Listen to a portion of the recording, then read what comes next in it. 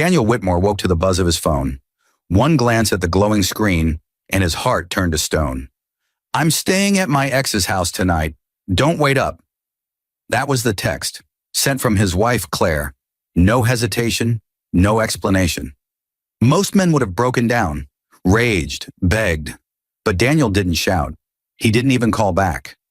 Instead, he sat there in the dark, phone in hand, staring at the words as if they were confirmation of something he had always known. His lips curved, not in sorrow but in a cold, humorless smile. Because what Claire thought would humiliate him was about to change her life forever. The television flickered in the background, laugh track echoing against silence. The dinner he'd made for two sat untouched on the coffee table, already gone cold. For a long moment, Daniel didn't move.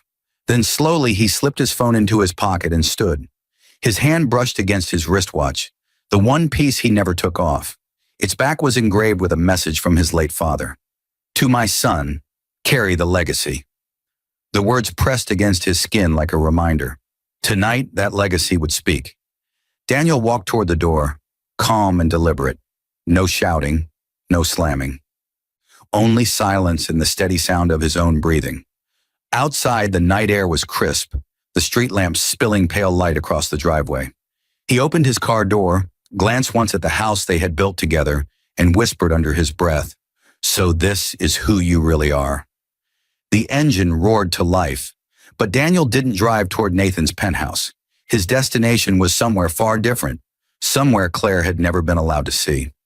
The city rolled by in silence as Daniel drove, his face lit by the occasional sweep of a street lamp.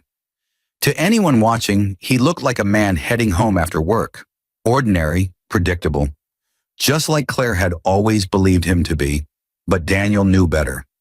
And tonight, so would she. His grip tightened on the wheel as her voice echoed in his memory. "Nathan takes me to places you'd never afford. Why do you work so late if we're still living like this? Sometimes I think I married too soon, Daniel." The words had cut deep back then, but he had never answered. He had simply watched, listened, waited. Because silence, he knew, was more powerful than argument. He remembered their first year of marriage, Claire walking through their modest starter home, lips curled in disappointment. She'd trail her fingers along the chipped counters as if the surfaces offended her. He had tried to laugh it off, to tell her things would get better, but the disdain in her eyes always lingered. And then there was Nathan, her ex, wealthy, polished, magnetic in that smug way Daniel despised.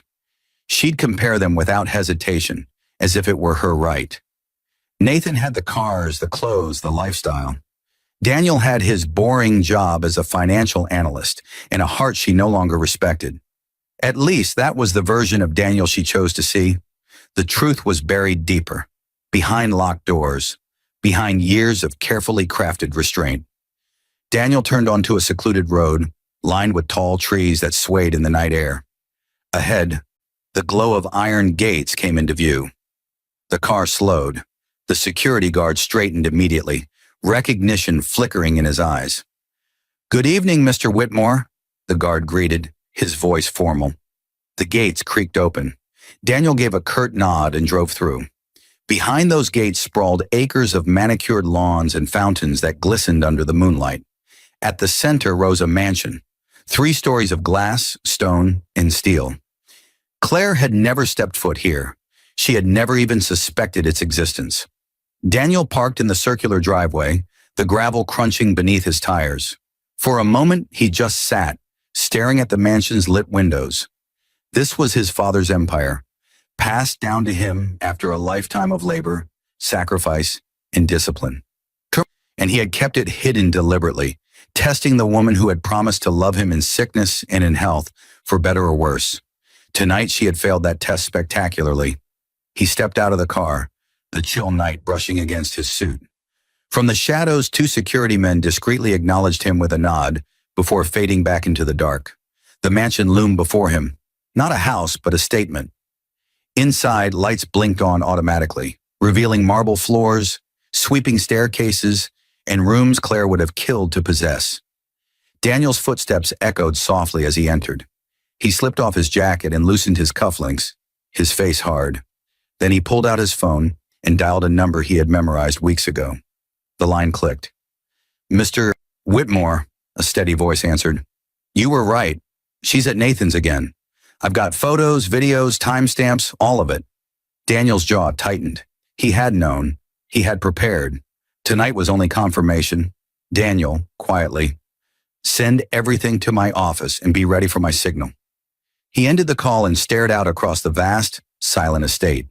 Claire thought she was humiliating him, but she had no idea that Daniel Whitmore, the man she mocked as ordinary, was about to turn her betrayal into her greatest nightmare. Daniel moved deeper into the mansion, the quiet hum of the automated lights following him as they flicked on one by one. The marble floors glistened like water under the glow of chandeliers. His reflection stretched along the polished surfaces, reminding him of how different he was here, how different he had always been beneath the mask. Claire thought she had married a man barely scraping by, a man who left early and came home late for a job that only paid the bills. But those long hours had been spent carefully, deliberately managing his father's portfolio, maintaining an empire she couldn't begin to imagine.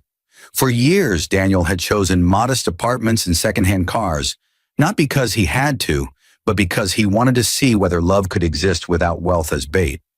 The sting was not that Claire had failed, it was that she had never even tried. His footsteps led him into his study, a room Claire had never set eyes on. Floor-to-ceiling shelves lined with leather-bound volumes framed the space. A mahogany desk stood at the center, stacked neatly with files and contracts.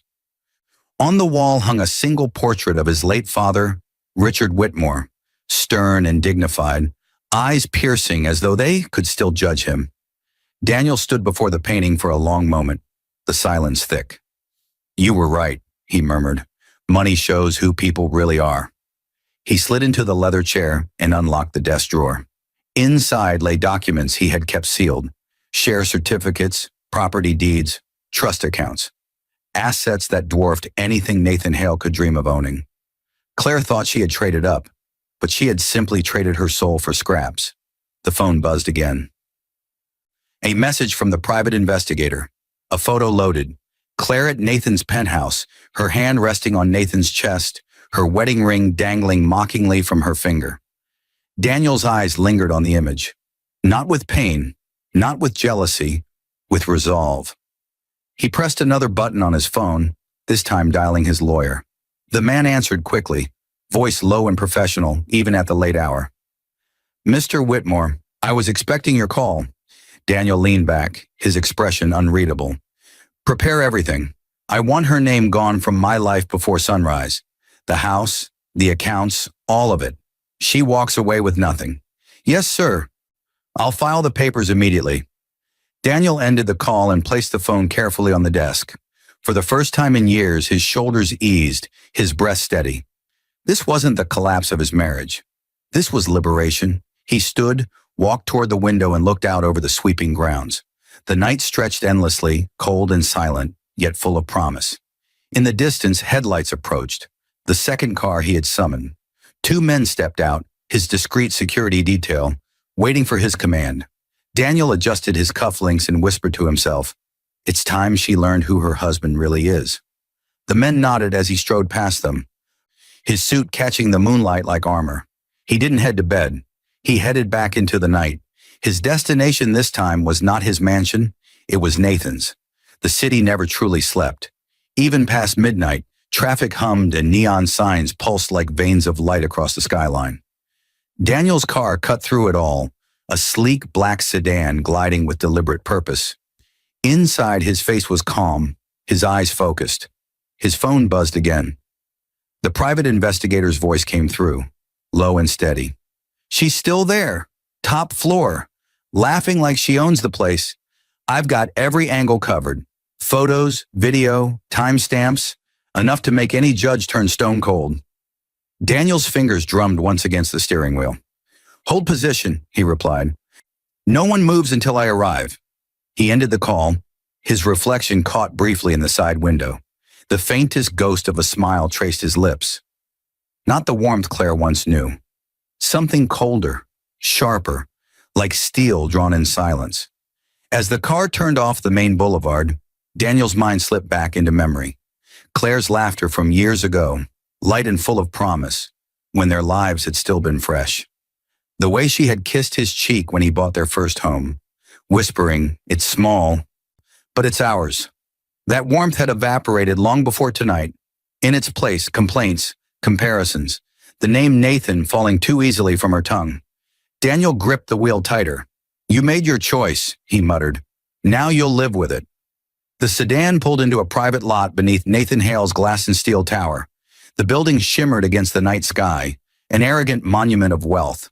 Security guards at the door stiffened as Daniel stepped out, two of his own men flanking him. One of them leaned closer. "Mr. Whitmore, do you want us to—" "Not yet," Daniel interrupted, his voice smooth but commanding. "Stand by. Tonight words will cut deeper than fists."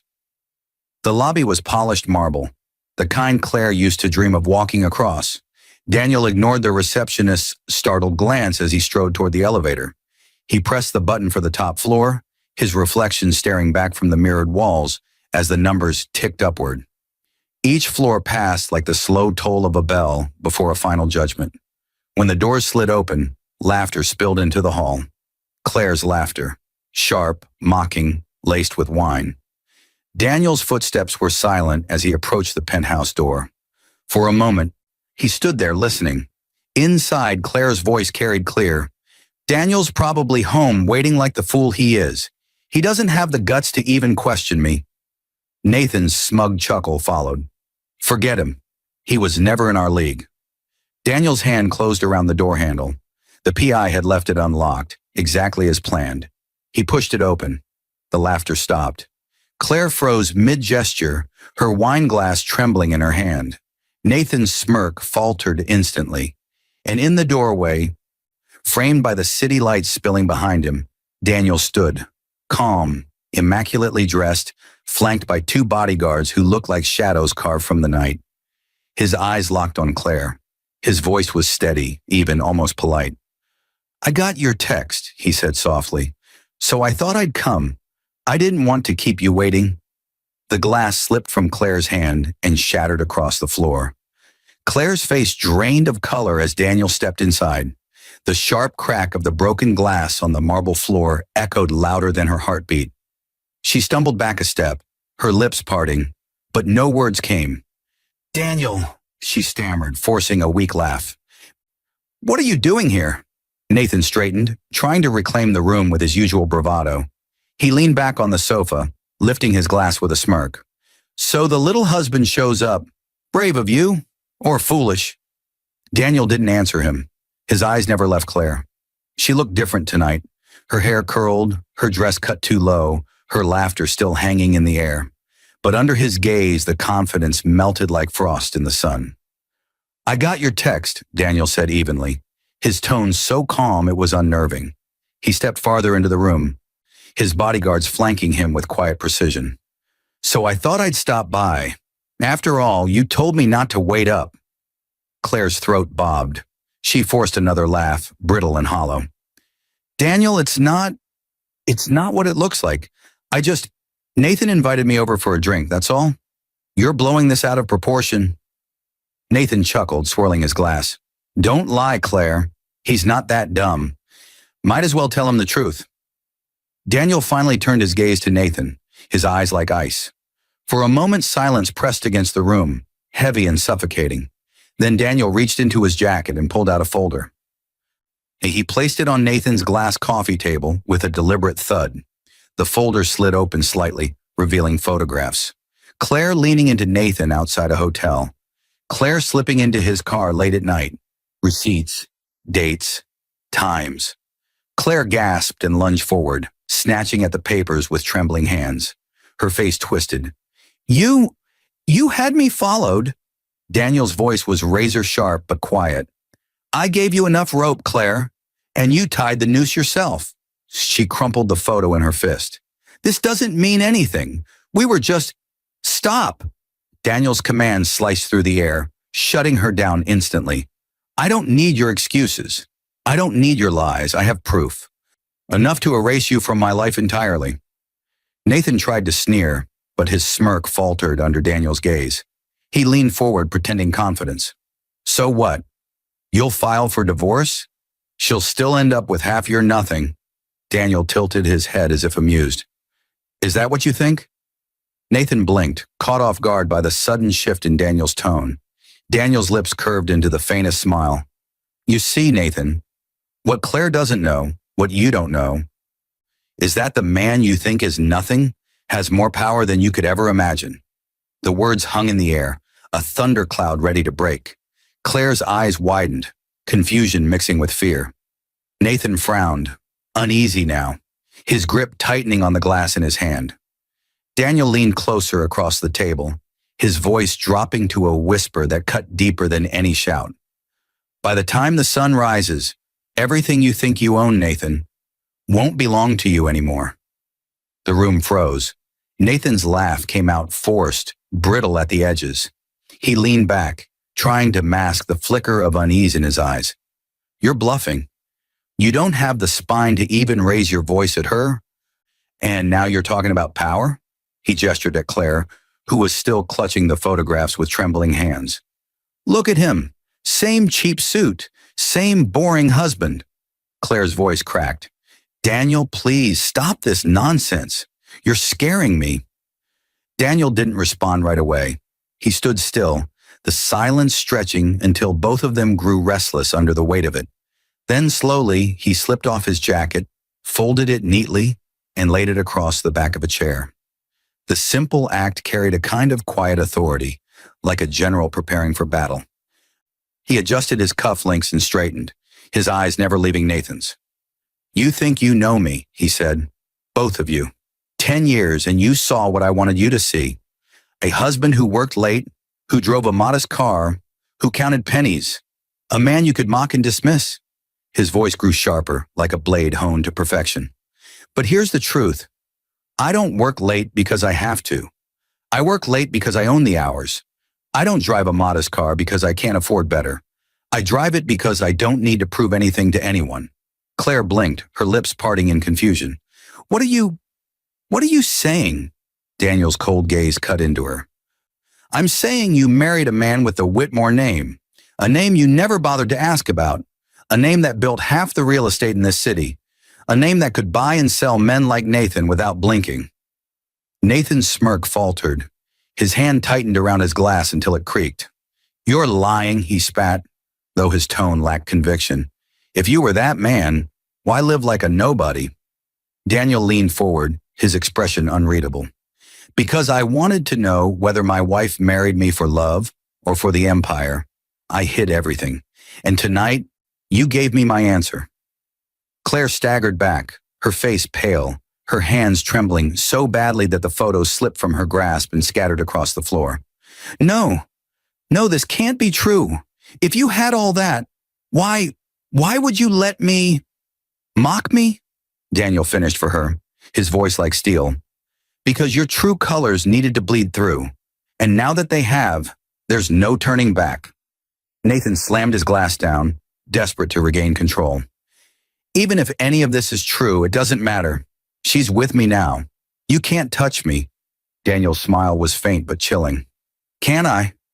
He pulled another document from the folder, this one thicker, stamped with legal seals.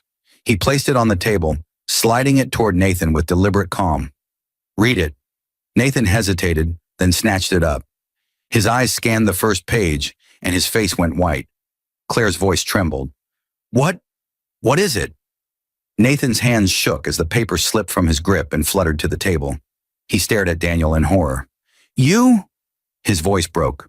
You own? Daniel's gaze hardened, his voice quiet but merciless. By tomorrow morning, Nathan, this tower won't belong to you anymore. It already belongs to me. The paper slipped from Nathan's trembling hand, landing face up on the table. Legal seals glared beneath the light, undeniable. For a moment, the penthouse was silent except for the faint hum of the city outside. Claire stared between them, confusion etched across her face. What does it say? Nathan, what does it say? Nathan didn't answer. His jaw clenched, his eyes locked on Daniel, fury and fear twisting together. Finally, he shoved the document across the table toward Claire. Read it yourself. She snatched it up, her hands shaking as she skimmed the words. With each line, her breath quickened. Acquisition, controlling shares, transfer of ownership. She looked up at Daniel, her face drained of all color. This can't. Daniel, tell me this isn't real. Daniel's gaze was steady, unflinching. It's very real, Claire. By morning, Nathan won't just lose you. He'll lose everything he thought made him better than me. Claire's knees buckled. She sank onto the sofa, clutching the papers as if holding them tightly might change the truth written on them. But why would you? Her words crumbled into a whisper. Why would you hide all this from me? Daniel stepped closer, his shadow falling across her. Because love without honesty is fragile, and I needed to know if your love was built on me or on what I could give you. You've answered me tonight. Claire shook her head violently, tears stinging her eyes. No, Daniel, I was angry. I was confused. I didn't mean it. You have to believe me. We can fix this. Nathan shot up from his seat, his voice sharp with panic and rage. Enough of this charade. He slammed his fist against the table, making the glasses rattle. You think you can walk in here, humiliate us, take everything I built? You're still the same weak man she married. All the money in the world doesn't change that. Daniel didn't flinch. He turned his head slightly, his eyes sliding to one of his bodyguards. The man stepped forward without a word, his presence alone silencing Nathan mid-sentence. Careful, Daniel said softly, his voice lower than the whisper of the wind outside. You're standing on a cliff you can't see. One wrong word and you'll find yourself falling. Nathan's mouth opened, but no sound came out. He took a step back, the bravado leaking from him like air from a punctured tire. Claire clutched Daniel's sleeve, her tears wetting the fabric. Please, Daniel, don't do this. I made a mistake, but you can't just erase me like this. You can't. Daniel looked down at her hand. Slowly, deliberately, he pulled his arm free. His eyes were colder than ice. You erased yourself the moment you sent that message. Claire's sobs filled the silence, raw and desperate. Nathan looked between them, sweat beating at his temple. For the first time, the man who once smirked at Daniel now seemed cornered, like prey. Daniel straightened, his voice cutting through the room like a blade. This isn't a negotiation. By sunrise, everything changes, and neither of you will see it coming. The room felt heavier with every passing second. Claire's sobs choked the silence. Nathan's chest heaved with shallow breaths. And Daniel, calm, composed, moved like a man who had already won. He reached into his jacket once more and pulled out a second folder, thicker than the first. He placed it gently on the table, sliding it across the glass surface until it stopped before Claire. Go on, he said softly. Open it. Claire hesitated, her trembling hands hovering over the folder, as if touching it would seal her fate. Finally, with a shaky breath, she flipped it open. Her eyes widened instantly.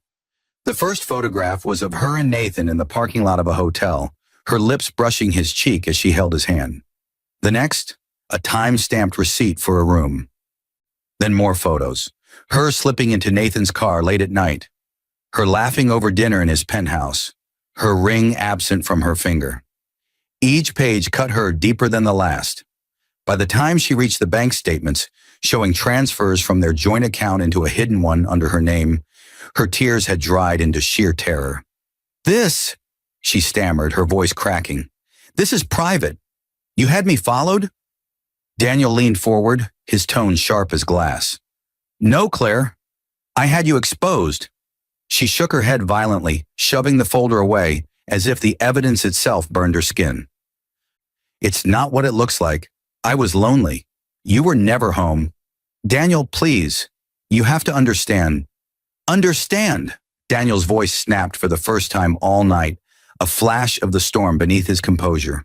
His bodyguards stiffened, their eyes locked on Nathan.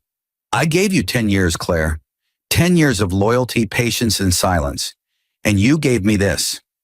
Nathan tried to seize the moment, his voice rising. So she cheated. So what? You think you can punish her for not wanting a dull life with a dull man? He gestured around his penthouse. This is real, Whitmore. Not whatever fantasy you're spinning about hidden wealth. Daniel's lips curved in a faint, chilling smile. Funny you call it fantasy, Because while you were busy collecting women and cars, I was collecting something else. He tapped the table twice. One of his bodyguards stepped forward, producing a sleek black tablet. He placed it in Daniel's hands. Daniel swiped once, then turned the screen toward Nathan. The color drained from Nathan's face. On the screen were confidential emails. Nathan's desperate attempts to secure funding, his company's bleeding accounts, contracts tied up in debt. Daniel's voice was cold, almost surgical. Your empire is rotting, Nathan, and tonight I finished buying up the pieces. By morning, this tower, your company, your entire legacy, it's mine. Claire gasped, clutching the back of the sofa for balance. Daniel, you can't, you wouldn't. Daniel's gaze cut into her like a blade. You told me not to wait up, and I won't. Not for you, not for him, not for anyone who thought I was beneath them. Nathan lurched forward, fury overtaking his fear. You can't just walk in here and take everything. Daniel's bodyguard stepped into his path, towering over him with silent menace. Nathan froze mid-stride, his fists trembling uselessly at his sides. Daniel leaned back, utterly composed. His voice was low, final. Watch me. Claire's chest rose and fell in ragged bursts, as if the air itself had turned against her. The photos lay scattered across the table, damning in their clarity, while Nathan stood cornered, pale and silent, the weight of Daniel's words pressing down like an avalanche. Daniel's eyes swept over the chaos, calmly, almost dispassionately, before settling on Claire. His voice was steady, as if he had rehearsed every syllable. By sunrise, our marriage will be over. The papers have already been filed. You'll be served officially in the morning. Claire's head snapped up, her tear-streaked face crumpling in disbelief. No, Daniel, you can't just throw me away like this. 10 years. We built a life together. Daniel tilted his head, his expression unreadable. A life or a lie? Her lips trembled. I was angry. I was lonely. You worked too much. You were never there. I made mistakes, yes, but you can't just erase me. Daniel stepped closer, his shadow falling over her. Erase you? His tone cut like ice. Claire, you erased yourself. With every whisper to Nathan, with every lie you fed me, with every withdrawal from the accounts you thought I wouldn't notice. You already left this marriage long before tonight. Claire shook her head, panic surging through her. At least let me keep the house. I deserve that much. I gave you 10 years of my life. Daniel's jaw tightened. His hand tapped lightly on the folder of deeds he had placed earlier. The house is in my name alone.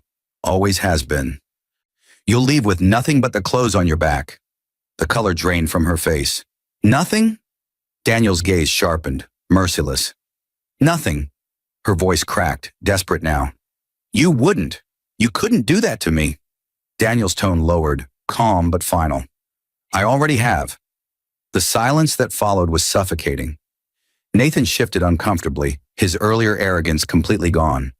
Claire sank onto the sofa, her body trembling, clutching at her knees like a child stripped of her toys. You don't understand, she whispered, her voice broken. I don't know how to live without it. Without you.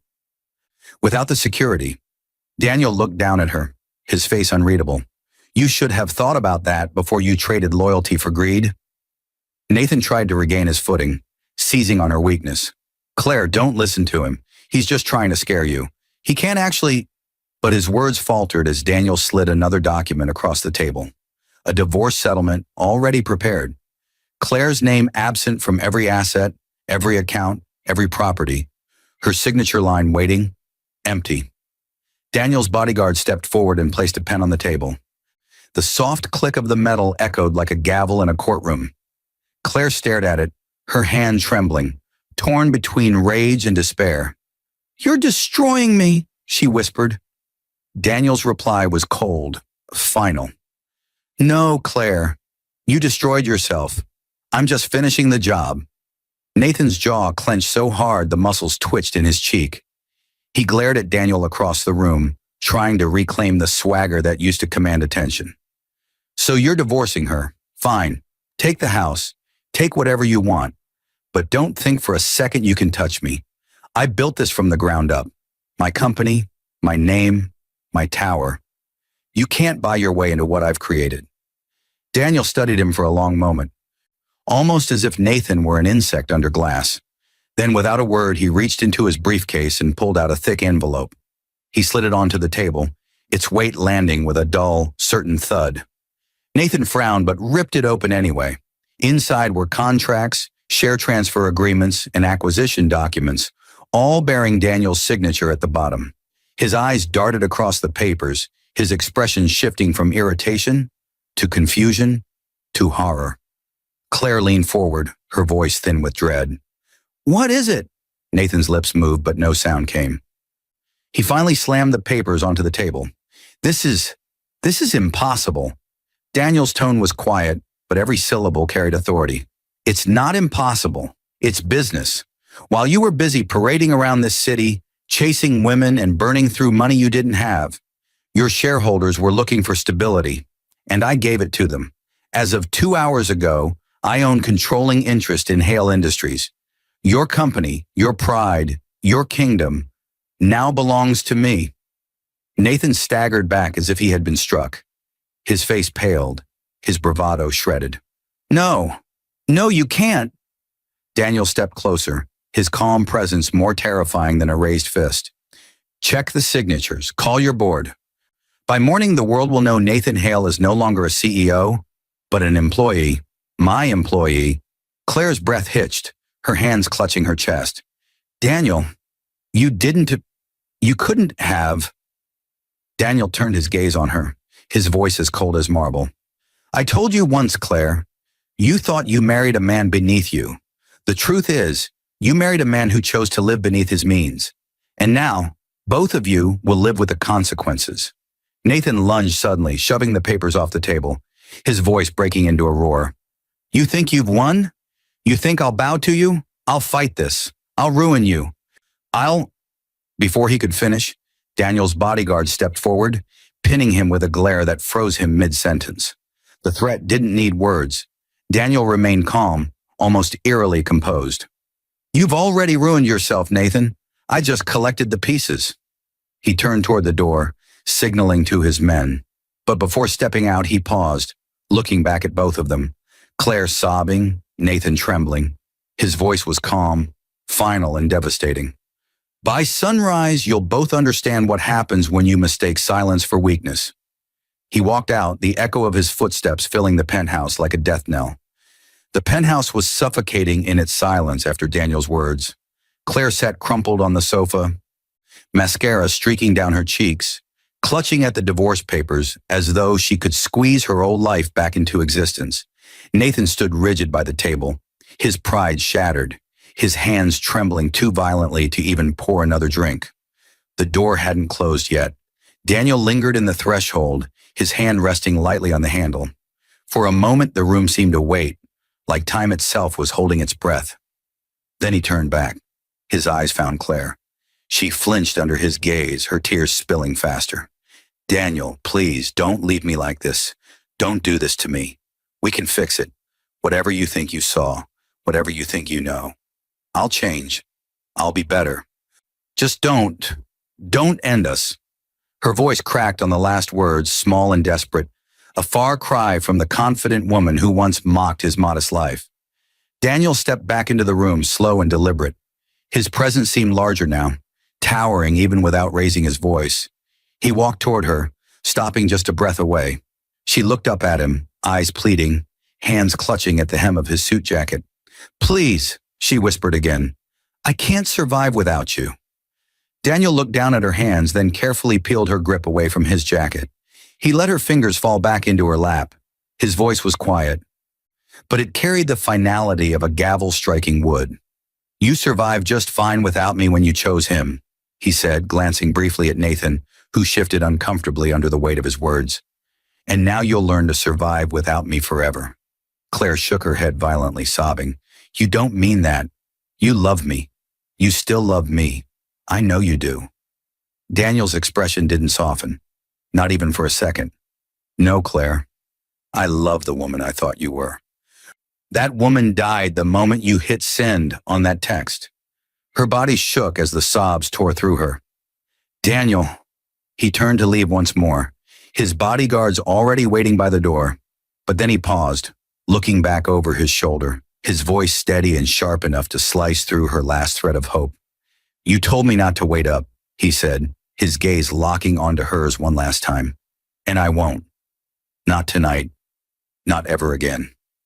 The door opened, and with a nod from Daniel, his men escorted him out. The sound of the door closing echoed like a final judgment, leaving Claire collapsed on the floor, broken, while Nathan stood hollow-eyed, staring at the documents that spelled his ruin.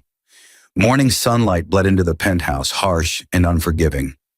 Claire sat slumped on the sofa, her eyes red and swollen, her once perfect hair tangled, her dress wrinkled from a night spent crying.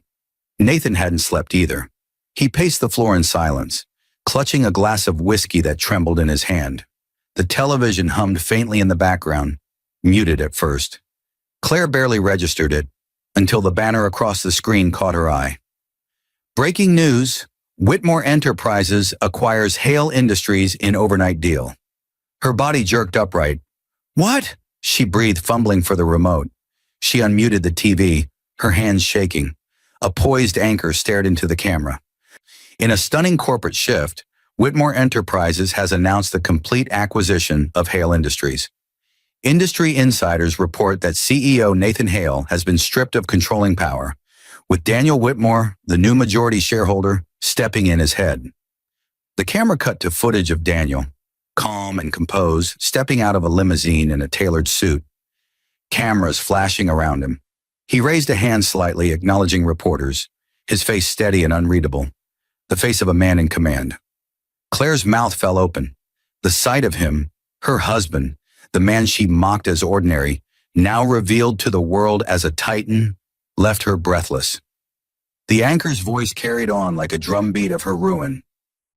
Whitmore Enterprises, already one of the city's most powerful holding companies, has expanded its reach into construction, real estate, and energy sectors, solidifying Daniel Whitmore's reputation as one of the most formidable businessmen in the country. The glass slipped from Nathan's hand and shattered across the floor. He staggered back, his eyes glued to the screen. No, this isn't possible. He can't just..." But the truth was undeniable. His company, his tower, his name, gone overnight. Claire's legs trembled as she stood, clutching at the edge of the sofa. Her voice was a broken whisper. He was this man all along, and I threw it away." Her knees buckled, and she collapsed back into the cushions, tears streaming freely now, not just from loss, but from the crushing weight of regret. She buried her face in her hands, her sobs muffled by the roar of the news playing behind her. Nathan turned on her, rage sparking through his despair. "This is your fault. You dragged him into this. You provoked him." Claire lifted her head, her eyes hollow, her voice weak but sharp. "No, Nathan, I destroyed myself, and you were just the weapon I used to do it." The screen showed Daniel again, walking through the lobby of his new headquarters, flanked by executives and cameras. He looked untouchable, unstoppable. He didn't look back, not once. Claire's hands shook as she reached for the remote, her sobs echoing through the empty room. For the first time, she truly understood the cost of a single text. "I'm staying at my ex's house tonight. Don't wait up." What she thought would humiliate him had destroyed her.